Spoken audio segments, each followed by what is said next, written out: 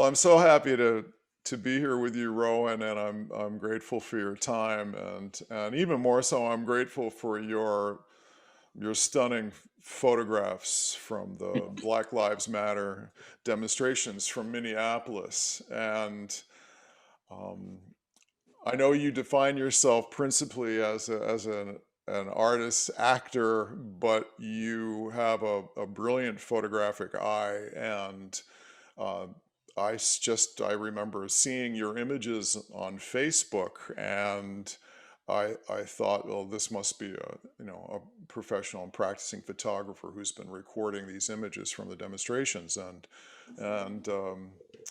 I reached out through our mutual friend, and I was so happy that you were willing to participate in this, and I'm really grateful. Um, why don't you tell us a little bit about the background of your involvement in the George Floyd demonstrations, and um, what brought you to make the images that you did? How did you see yourself in that context? Sure. Um, that's actually a really good question because I think, well, I guess I would like to first mention that I think yesterday was supposed to be George Floyd's 47th birthday, so we're doing this on a very important, well, day after important day. Um, but yeah, I moved to Minneapolis in 2018, I think it was, or 2017. Um, and just to kind of pursue acting, I'm from California originally and just kind of wanted to try something new. Um, so I found myself there. I was working at Minneapolis Children's Theater Company for 2018 to 2019, their season, excuse me. And so when COVID hit, I was just finishing being a child kind of mentor with one of their productions, and then George Floyd passed. And it was kind of an interesting decision to go out on the first march. I invited my mom and my girlfriend, and my mom was a little bit was a little bit on the edge, kind of just because of COVID at the time. And I was like, Mom, as a Black man, I kind of guilted her into doing it. I was like, this is important to me. And then luckily now, after the fact, she's like, it's probably one of the best decisions to go out there, she said, because who would not want to be part of that history when you're right in the middle of it? But yeah, so we went out on the march, and the thing that's interesting looking out on it after the fact is, like, of course, none of us had any idea how much this was going to blow up. And when it comes to just me taking pictures, I went out that night, actually the night after the first march. And the funny thing is that my mom, my girlfriend and I, we had no idea where the march was going. It turns out it was going to that third precinct. Right. Started at where he died and went off to where he was murdered and went to the third precinct. But we had no idea at the time. So we kind of were like, okay, we've been out here for an hour, don't really know where it's going, so we're gonna go home. But after that, I went out probably at around midnight, and that's when I took my first round of pictures. And I guess I admit I didn't really have, like, I'm doing this for a purpose. I just kind of brought along my iPhone and was taking pictures of all the fires going on. Being in the middle of it, it wasn't something where I was like, this is a historic moment, I have to document it, you know. It was more a moment of, I'm in this, I'm gonna document it for myself. And as the days progressed, it was pretty obvious how important independent media is and was down on the ground. And I'm not calling myself an independent, a part of the independent media, but being down in the middle of, in Minneapolis, protesting in front of the 5th and 3rd precincts, taking pictures, being around all of the so-called looting, protests, everything. I got a clear picture of what was going on. But then when I watched the mainstream media, I was like, this is, my friends, my family in California are getting a very different picture about what's actually going on.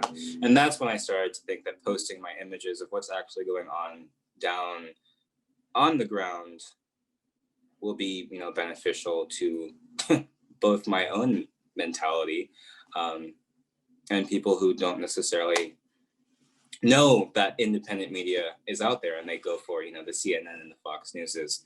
But there are so many other things out there that give you a bigger, more realistic picture of what's going on. What do you think some of the differences are between what you saw and what was being portrayed on places like Fox and CNN? What were some of the differences that you perceived? I think when you're down on the ground, or at least when I was in the middle of all of that, you're not really thinking about the political side of it, Mm-hmm. And I think obviously from Fox, but from CNN too, there, Right. you're gonna get a liberal versus a conservative opinion, Mm-hmm. and I guess in a way from me as well. But when you're taking pictures, they're not going to necessarily say one thing is liberal or one thing is conservative.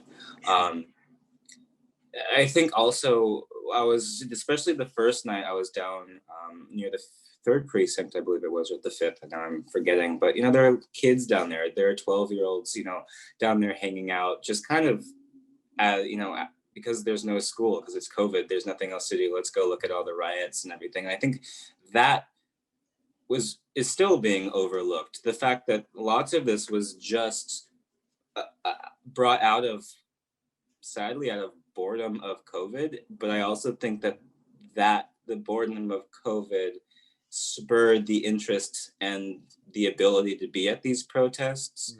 Mm-hmm. And I think, I don't know if I'm kind of rambling, but yeah, it's basically, to go back to your question, pardon me. That's the main difference, is there's just, it's not politically driven when you're down fighting for your life or fighting Right. for your rights, Right. Right. Right. Well, why don't we take a look at some of your images, and let's then you can then tell us about some of the background of these Sure. and some of the circumstances. I think that'll be of interest to folks. So, Yes. So this image was taken a few days after the first protest. mhm. It is down at the Cup Foods where he was murdered. There was a memorial set up for him. I'm not sure if it's still there now. I think there was talk about they had some community protection out there. But there is this beautiful gathering of people of color at this site. And instead of, they were celebrating his life. There were a lot of Mhm. young performers. As you see, there's, I believe, actually, this is not the image I thought it was, but I feel like there's an image coming up that there's the three young girls that were dancing to some music, and there was just a huge over, just a lot. It was really nice to come to a community full of people of color that was preaching about love during this hard time. Mhm. Especially when 2 blocks away there were riots, and the store I was working at the time got looted 2 nights in a row.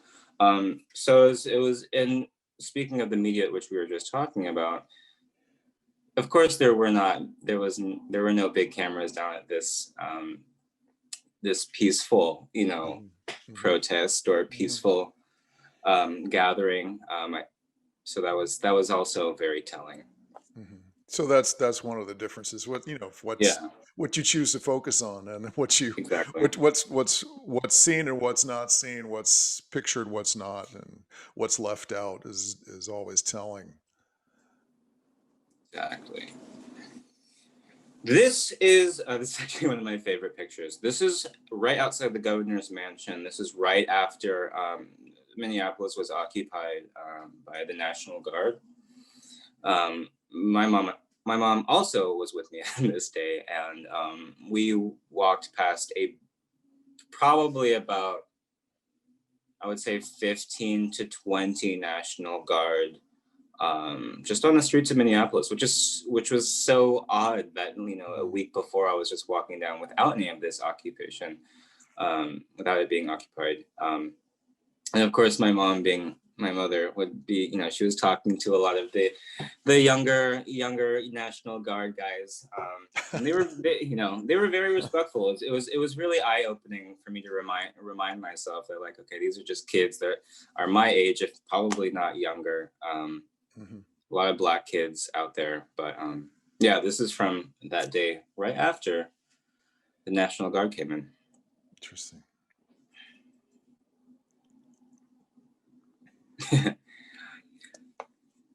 There were a lot of this is a very ironic picture. There were, because of all the looting, and there was a lot of confusion about who was doing the looting. Lots of people are talking about white supremacists were coming from the suburbs. There was a lot of talk about the KKK were around. No pictures necessarily, but a lot of Black-owned businesses were putting up signs and flags to say that they were Black-owned, in case that would possibly that the looting might move towards, I guess, a non-Black owned store, which came into more question when the white supremacists were found out to be doing a lot of the looting. But this, I thought, was a very ironic picture with the grill there. Right. No, I thought that was, you had a really great eye with this, and I definitely caught the irony when I saw it, and that's always a discussion when they talk about, quote unquote looting, which is often referred to as well as opportunistic expropriation, or of the sort of redress of grievances, and it's often the businesses that are targeted in communities, often as not, are places that are owned by people who don't live in the community, who often don't hire people in the community, and it's not to say that might be the preferred form of a protest, but at the same time, um, once the fire gets lit, it's, you want to control the Right. flames. You should have been redressing this set of grievances further back if you didn't want this Exactly. explosion. So It's kind of like, in a way, 200 years ago, it's like you enslaved people. What did you right, think would happen? right, It's right. just like, So, of course, businesses should not be looted, businesses should not be burned, but people should not be enslaved, and right, you right, can't overlook that either. And right, that the fact that this country has overlooked it is why right. this happened. So it was one of those things where my store was looted, and the employee side of me was like, okay, I'll help clean up afterwards. But the second side was like, I don't, everyone's angry. No one got hurt. Like, sorry, you lost some money, but people are angry, and Exactly. The you know, primacy of property is just always stunning in exactly, these situations. It's like, exactly, exactly, we're gonna kill people, and then how many dozens and dozens of folks were then arrested in the right. process of these demonstrations, and how And many lives are being ruined, and what are all the human consequences are always shoved aside over some broken windows and stolen goods. It's always amazing that gets, I mean, that's what gets shown on television, of because course. And then there I am, it's like, stocking shelves the next day and right, wondering, right, why am right, I here? right. That's right. Exactly. I love this I don't really picture. have comment for this picture. I just love this picture. I know, I did too. This is, You really, it's maybe not the most profound image, except that, I thought it was a bit of a foil or a contrast to the images of looting and the ideas of like, well, who is a part of these demonstrations? And I think that you and your family have really been wonderful in sort of examining who is there and the crowds of people. It just is such a gorgeous spectrum of humanity with your photographs both capture the rawness of the situation but also have a lot of tenderness to them as well, and you have an eye for these kinds of images which I think are so important for people to see. So, Yeah, I remember. I sadly don't remember why there was a story behind this mm, bear. probably right. This was one of the men. He was one of the main speakers at the aforementioned little gathering at George Floyd's memorial. Um, I seem to recall that he was from out of state and came in Hmm. specifically to talk. Hmm. But the bear does have a story. I just don't have Uh-huh. that story for you. Uh-huh. That's okay. That's okay.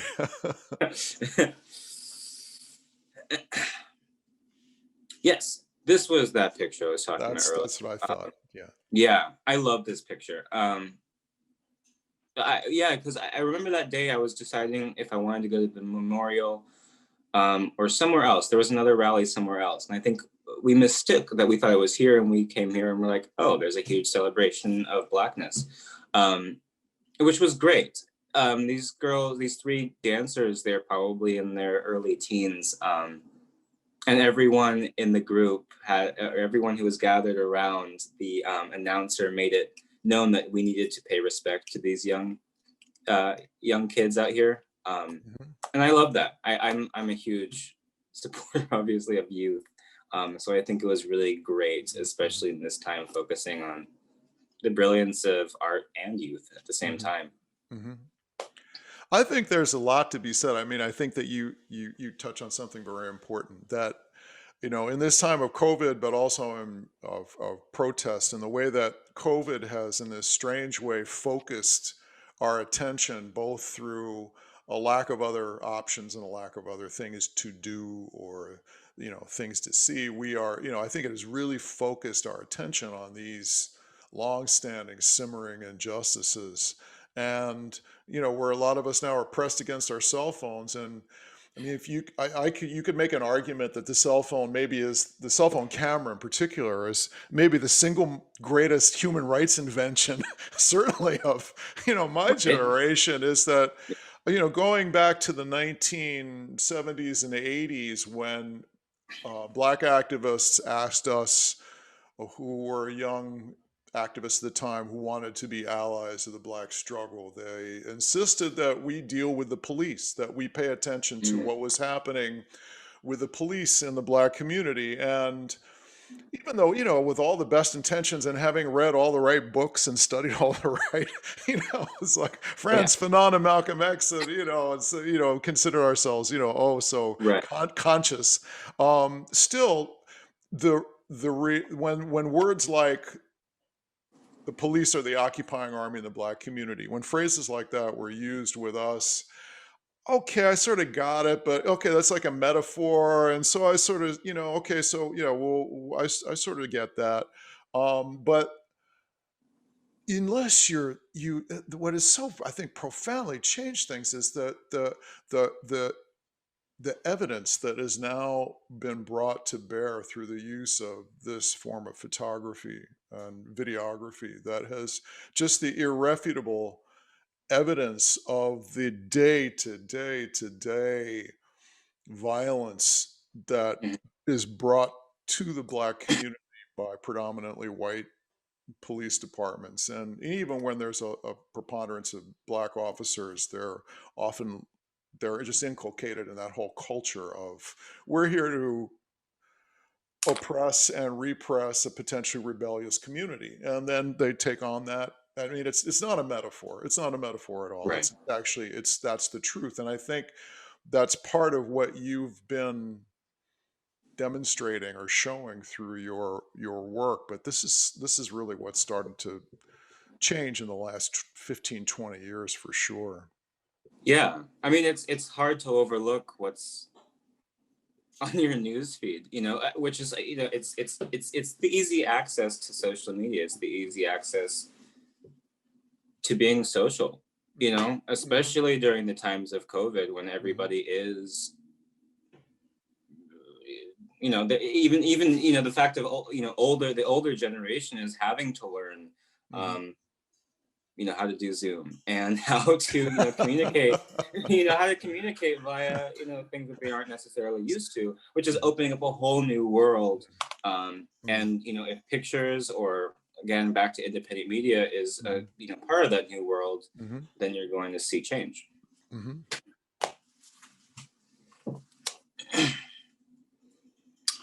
This is, I believe, right. This is actually very weird. There's National Guard surrounding the area these two that we were in at this point where I took these pictures. This is, I believe, right outside one of the precincts post Hmm. when it was burned, I believe. Hmm. Hmm.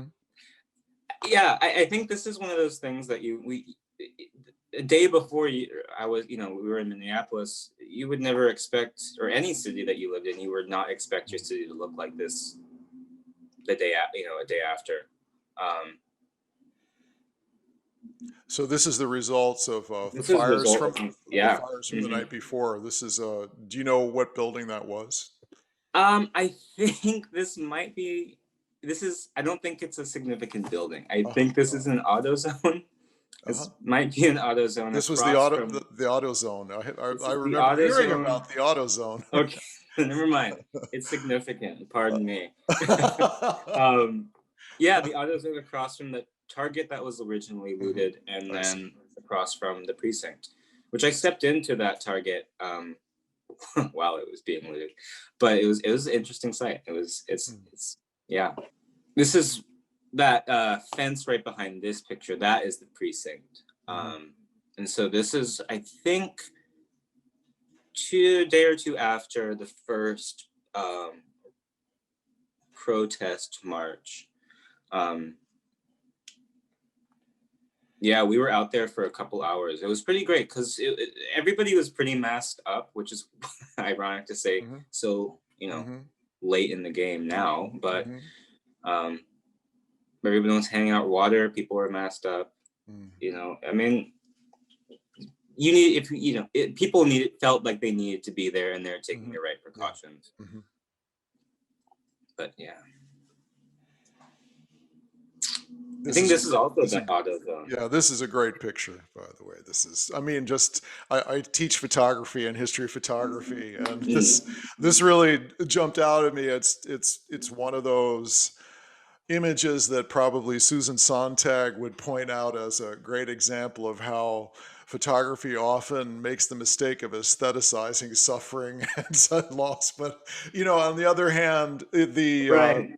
the you've taken an image here of what is a portal.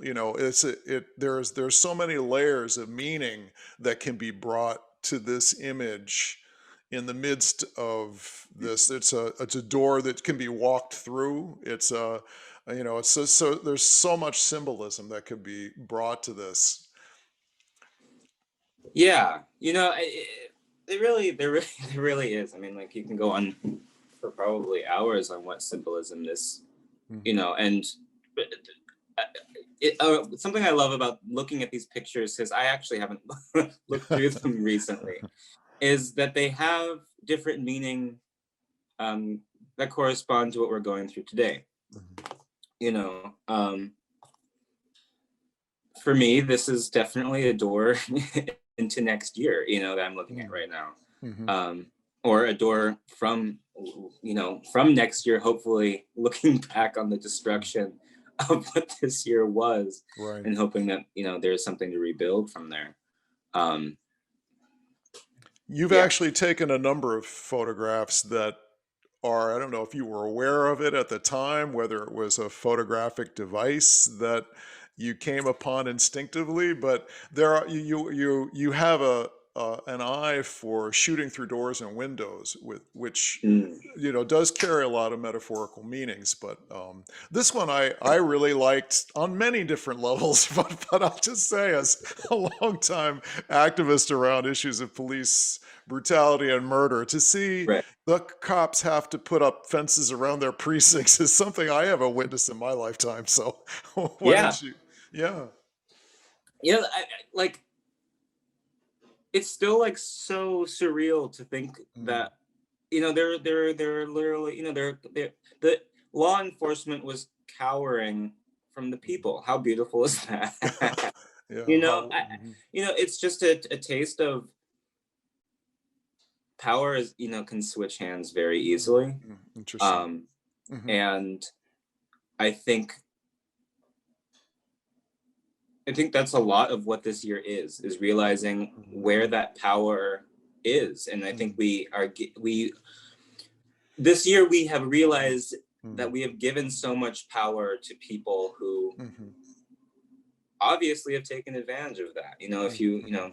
give Hmm. an inch, take a mile type of thing. Right. Um, and I think this image is big, you know, Very big.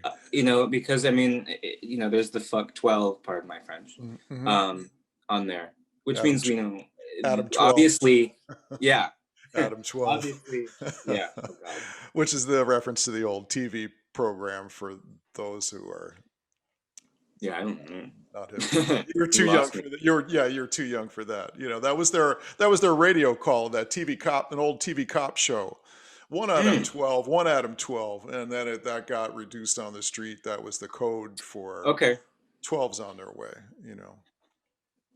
got you. I see. This was the first night I went out. Uh-huh. Um, and this is kind of about what I was talking about earlier about kids were just kind of out taking pictures, Mm. selfies in front of the fire. Yeah, they Uh, like that. The kids are just sitting there on the they, stoop, like yeah, sharing a bottle, and just it's just like yeah. just I was hanging out. so Any other night, nothing going on here. that's exact. It was like, there. It was like a field trip almost. Oh, Like yeah. there are just cars of kids Uh, ages, like 10 to 15. They were just kind of tripping around the city. Meanwhile, things are exploding because I think this was actually, I don't remember what building this was, but the amount of um, it was interesting. I've never felt so safe amongst anarchy before. Interesting. I um, know. I hear you. I thought, you know, based on what you were saying here, also is it became a people's zone, yeah, and yeah, there's fire, and there's, from the point of view of those who were in power or are in power perpetually. Yes, this is a site that generates nothing but fear, anxiety, all the rest of it. But the sort of casual, yeah, this is our place now. That you get the sense through these images of who's in control and who has power right in exactly. that instant. It's exactly what Which you're saying. which exactly, again plays in the point of Mhm. probably on Fox News or CNN, you're not going to You're hear not going to see, that right? perspective. Right. Um, Absolutely. especially from, which is again, I mean, Mhm.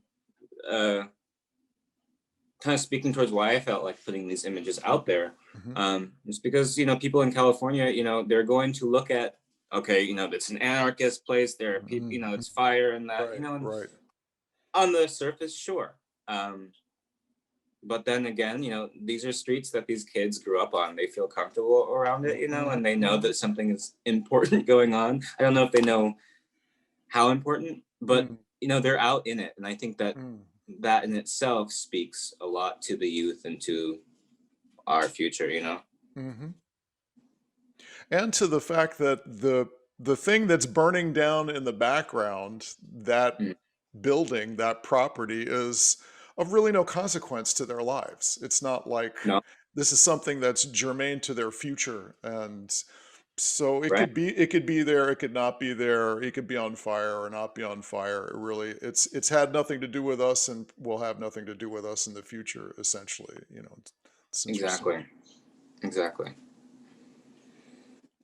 Yeah, same image, kind of. Mm, I forget. mm, Gas won't stop. Yeah, gas mm, won't stop us. mm, I think that might have been another like automotive store, and I think mm, that's why it mm, lit up so quickly. And there mm. were some explosions going off. I'll bet. Um, I think that's kind of what the gas won't stop. Oh, I know it's not Mm, actually. I realize mm, the gas is now the tear gas, but mhm. ironically, both won't Yeah, stop us, I right, guess. right.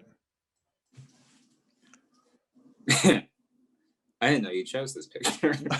No, actually, I didn't. It's in your Is collection. it? Is it in my collection? You, I chose this you picture. chose this Gosh. picture. I guess right now. I mean, it's Oh, yeah. I'm sorry. No, you're We'll go fine. back. This one, I actually, yeah, this was more of the 12 reference, the Adam 12 reference. There you go. But Yeah, this is a great shot. yeah. I mean, it's God. It was interesting because I think again the day after this, and I think there's more images coming up. I was out, cleaning up all this glass in the Mm, ground. Um, because there's a really quick turnaround over the night like this, and then mhm. the community was like, okay, we're gonna go clean it up, which I was one of the first ones Yeah. to be like, yeah, let's go do this. And then Mm, the day after, everyone was like, okay, we're gonna go clean up again because there was another night of looting, and then it just kind of was uh, a safe way to say that you're in the community for the mm, I mhm, don't want to say for the non-people of color in Minneapolis mm, to say that they mm, were mm, involved, mm, to put mm, that nicely. So mm. um, this image just kind of reminds me of the fact that lots of people did end up cleaning up, but I don't know if it was for the right reasons. Uh-huh. I love this image. Mm. Yeah, a lot of, if you can't tell, which I don't think you can, because I know people can't necessarily see this, is that all that's ironically part of the wood that was put up to keep us all out. And it is all on flames right now. So it looks like that's a light but it's all fire coming through there. Mm. Oh, is that right? Is that what that Hmm. is? Wow. Hmm.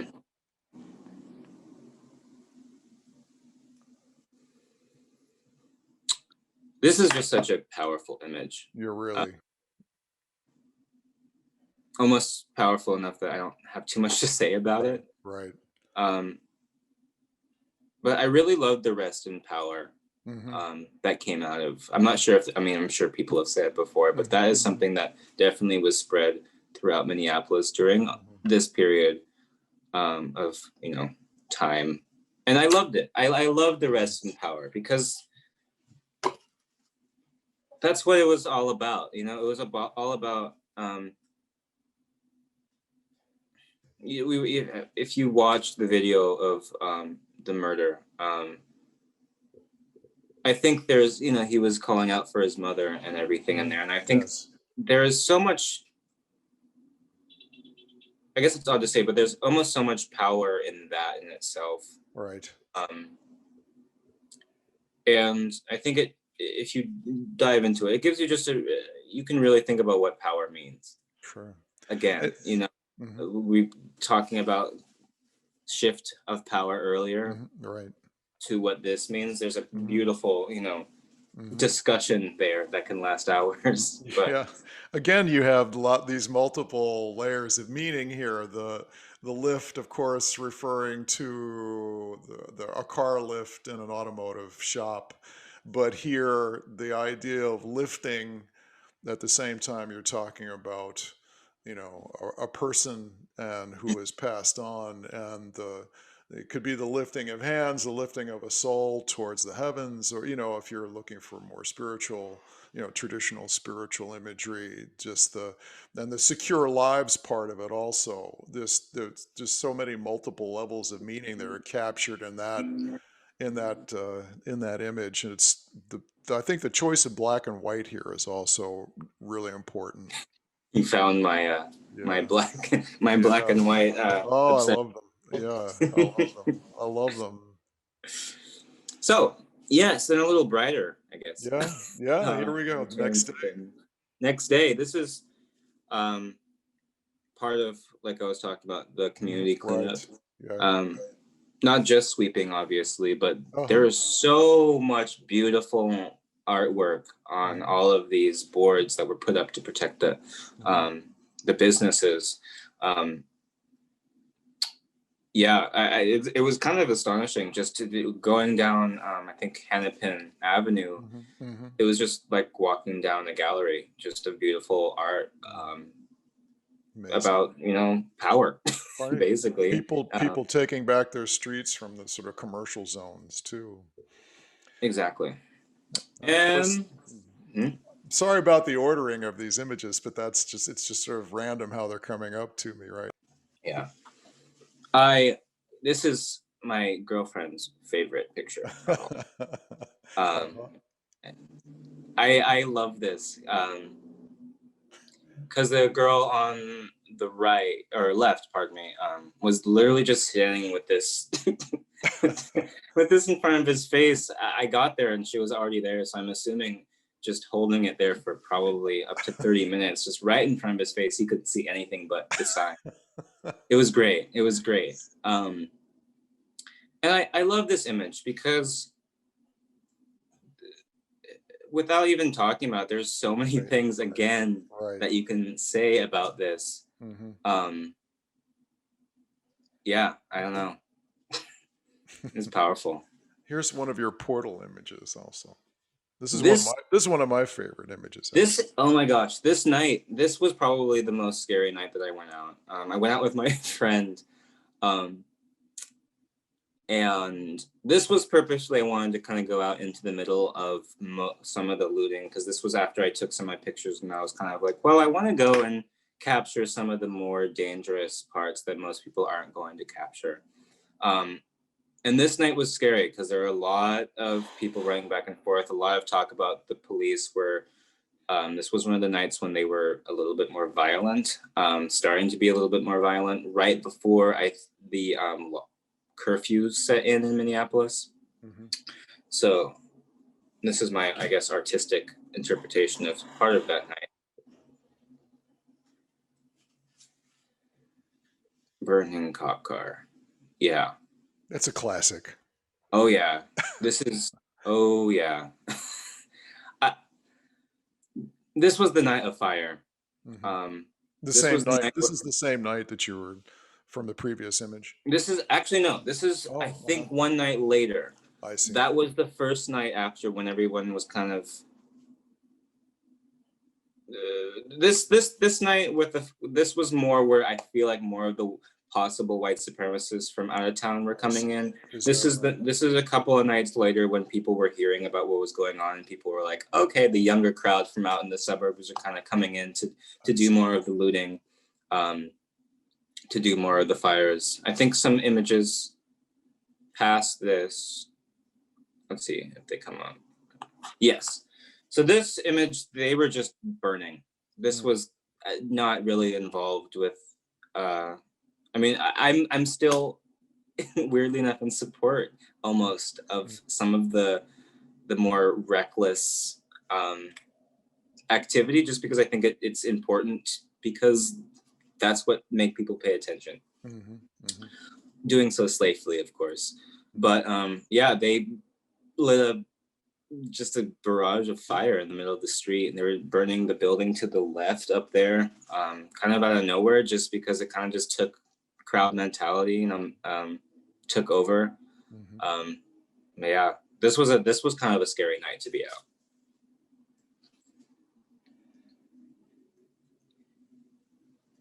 Yeah, so it says Uptown Pizza behind there. Mm. um, so obviously right in the middle of Uptown. This is about 5 blocks maybe from where I was living at the time. Oh, uh-huh. um, which was, now I'm thinking about it, it's just was a scary time. um I think, me being someone, I'm finally talking about this, I've been trying to find a way, and it's time to talk about the fact that, Mm. like, me being an adopted Black adoptee really put a odd perspective on this whole happening for me. Mm-hmm.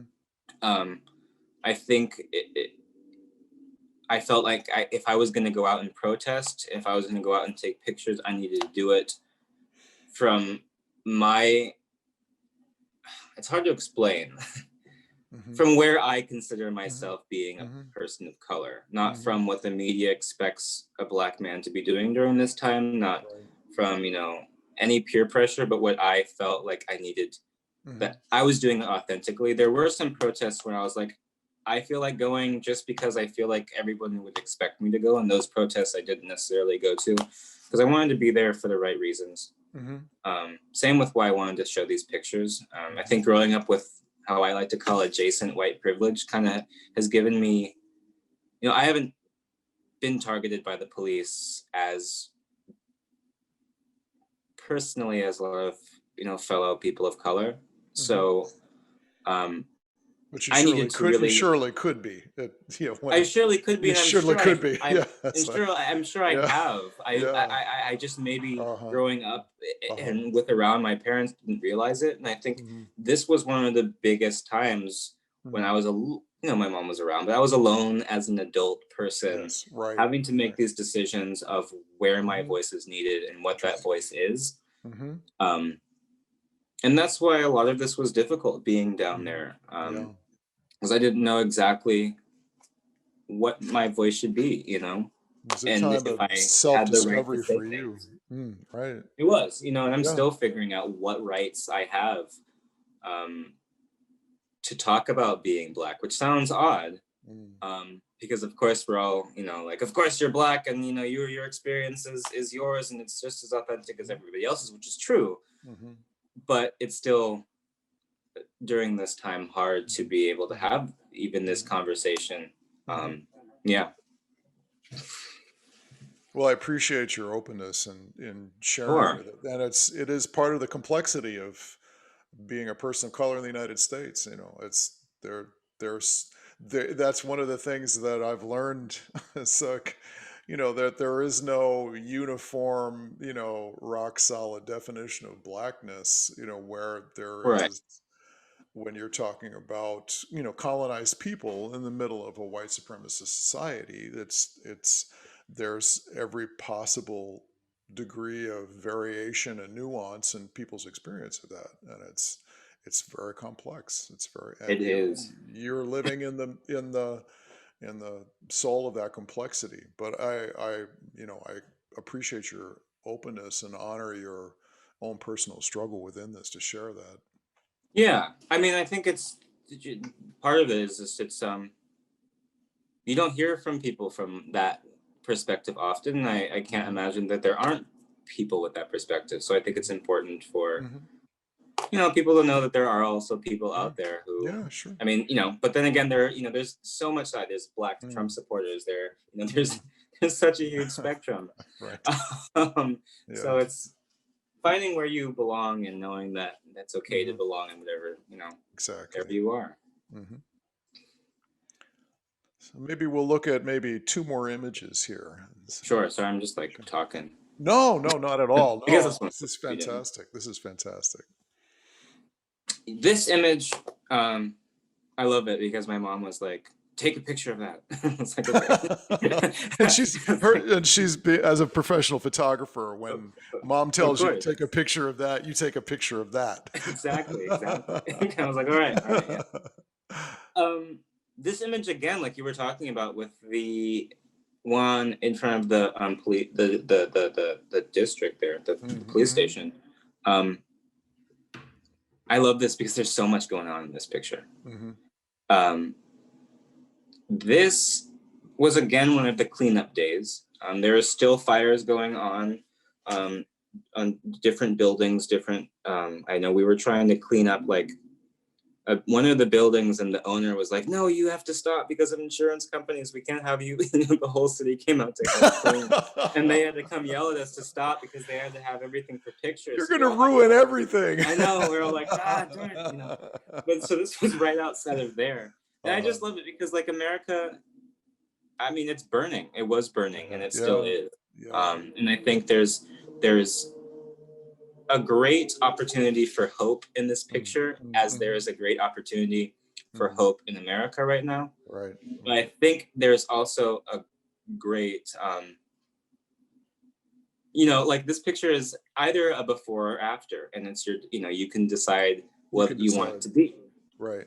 Just as Um, there's still life left on the pine tree, even though it's, exactly, profoundly damaged, it's a question as to whether the tree will survive in the midst of it. exactly, exactly. Mm. Um, and so I just think this image speaks of hope, and I honestly have a lot of it. I think Mm-hmm. this whole movement, especially um, with where we're seeing it's going, the Mm-hmm. fact that it's even reaching different countries, the fact that my pictures are going to be shown in Germany is showing that people care, Mm-hmm. Mm-hmm. and that there's so much hope in the world, Mm-hmm. and believe it or not, hope in this country as well. Mm-hmm. So that's why I love this image. Yeah, that's How beautiful. disgustingly patriotically sounding I am, but hey. Well, the flag there also is it's been burned. So It there's has. It yeah, has been there's burned. Gosh. Yep. yeah. This is one of my favorites also, for many I reasons, love but it. this is a particularly Minneapolis kind of Right. kind of image. But could you talk about this? Sure. Um, I'm glad you reminded me that this one existed, because this is actually probably my favorite one. Um, this was right outside of the Capitol, in St. Paul, obviously, and they were doing the native, or I guess I should say indigenous population, were doing a little, just kind of a community dance to celebrate Mhm, their roots, mhm, and obviously the ground that we're standing on, but also celebrating George Floyd, celebrating that they're standing with us in solidarity. mhm, Um,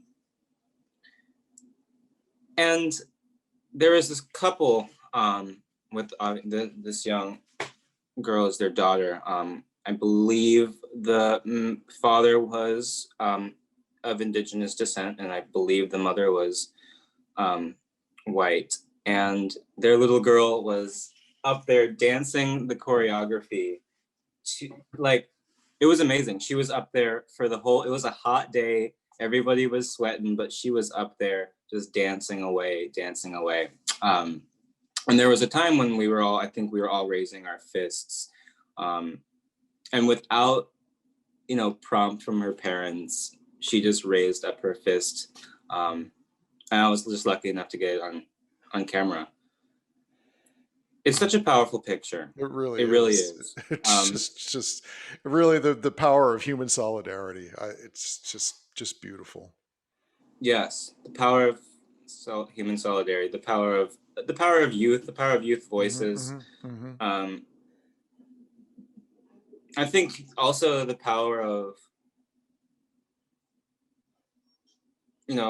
people of color coming together, Hmm. um, or just people coming together, Right. is Right. so powerful. And I think this Right. image, among probably almost any of the ones I have, Hmm. speaks to that in full. Hmm. Um, because you wouldn't guess that this is at a rally for the Hmm. the pay respect to the life of a black man. You wouldn't Right. guess that from this image, but that's what it is about. Except in Minneapolis, Right. that is really a strong identity of that community, and that solidarity has existed for a long time. That's what's particularly beautiful about this. Yeah, and I mean, and that's true. I also Mm, was, was an outsider of that mm, community, mhm, mhm, and so to even be a part of it for this monumental time of history and being able to mhm, document it is mhm. incredibly, I feel incredibly privileged to have been there. I moved out afterward, but regardless, um,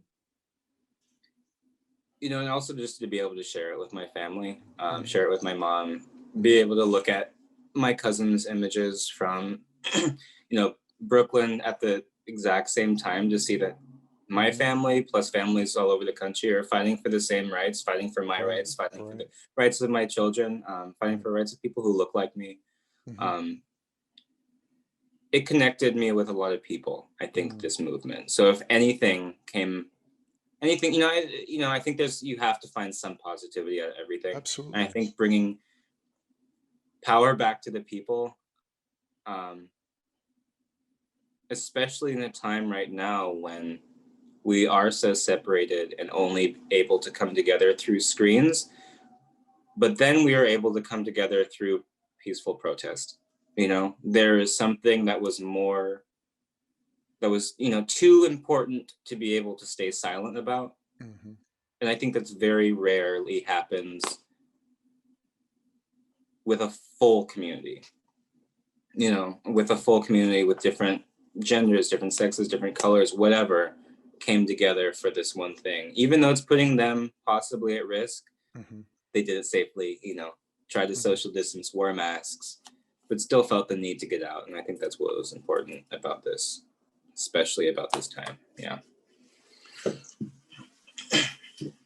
Well, I think that's a great place to bring this to a close, and I think that was so eloquently put, and I think that has been the lesson of this for all of us in this time is that the future is yet unwritten, and our time is really pregnant with possibility. And we have these screens, these cameras to work with, and this is what we have right now. This is a lot of what we. It can both separate us and it can alienate us, but it also, I think, under the right circumstances, with the right people, With the um, right people. and the Yes. right spirit and soul behind it, can unite us and bring us together as well. And I'm so grateful for your artistry and for your great heart and soul and everything that you've brought to this. And um, I can't thank you enough. Well, thank you for allowing me to have this platform though, to be able to share all these. So the thanks was all. Absolutely. Thank you. Absolutely.